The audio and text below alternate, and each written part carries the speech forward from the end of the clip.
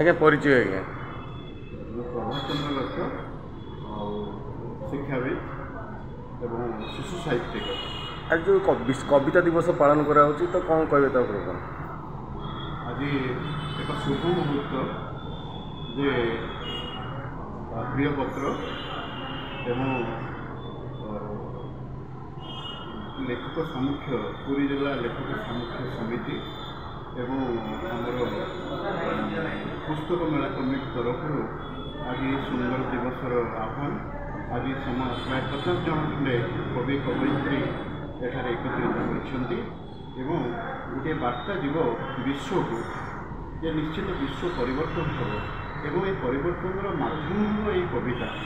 ତେଣୁ କବିତା ଚିରଜୀବନ୍ତ ଏବଂ ଏହା ଭିତରେ ଜୀବନ ଶକ୍ତି ରହିଛି ଏବଂ ଆଜି ଯେଉଁ ବିଶ୍ୱ ସମସ୍ୟା ଅତି ଜଟିଳ ହୋଇପଡ଼ିଛି, ମୁଁ ଭାବୁଛି ଏହାକୁ ଆଧାର କରି ଯେଉଁ କବିତାମାନ ସବୁ ସୃଷ୍ଟି ହୋଇଛି, ତେଣୁ କବିମାନେ ଆପ୍ରାଣ ଉଦ୍ୟମ କରିଛନ୍ତି ଏବଂ ସୁନ୍ଦର ସୁନ୍ଦର କବିତାମାନ ଏଠି ଗାନ କରାଯାଉଛି, ଆବୃତ୍ତି କରାଯାଉଛି ଏବଂ ବିଶ୍ୱକୁ ନିଶ୍ଚିତ ଭାବରେ ବାର୍ତ୍ତା ଯିବ। ସମସ୍ତେ ସଚେତନ ହେବେ ଏବଂ ସମସ୍ତେ ଯେଉଁ ଯୁଦ୍ଧ ମୁହାଁ ହେଇଛନ୍ତି ଏବଂ ଏହା ପରିବର୍ତ୍ତେ ନିଶ୍ଚିତ ଭାବରେ ବିଶ୍ୱ ଶାନ୍ତି ଏବଂ ସଂହତି ପ୍ରତିଷ୍ଠା ଲାଭ କରିବ ବୋଲି ମୁଁ ଆଶା ପୋଷଣ କରୁଛି ଏବଂ ଆଜି ସମସ୍ତଙ୍କ ମନ ଭିତରେ ଗୋଟେ ଅପାର ଆନନ୍ଦ ଯେ କବିତାଟିଏ ଲେଖିବା, କବିତାଟିଏ ଗାନ କରିବା ଏବଂ ବିଶ୍ୱକୁ ସଚେତନ କରିବା ଏବଂ ଜନମାନସରେ ଗୋଟେ ସଚେତନତା ସୃଷ୍ଟି କରିବା ଆଜିର ଲକ୍ଷ୍ୟ।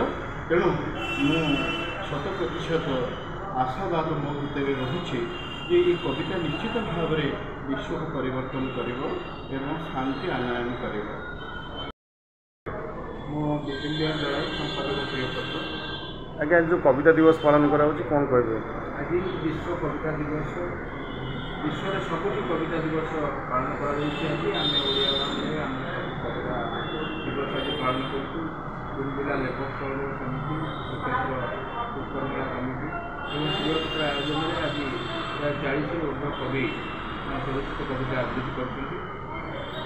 କବିତା ସ୍ୱର ଦେଇ ପଢ଼ିବା, ଆବୃତ୍ତି କରିବା, ଶୈଳୀ ଶିଖିବା, କବିତାର ପ୍ରଚାର ପ୍ରସାର ପାଇଁ ଆମେ ପ୍ରୟାସ ଜାରି ରଖିଛୁ। ଆଜି ଏଠାରେ ବିଭିନ୍ନ ଶୈଳୀର କବିତା ମଧ୍ୟ ପାଠ କରାଯାଉଛି।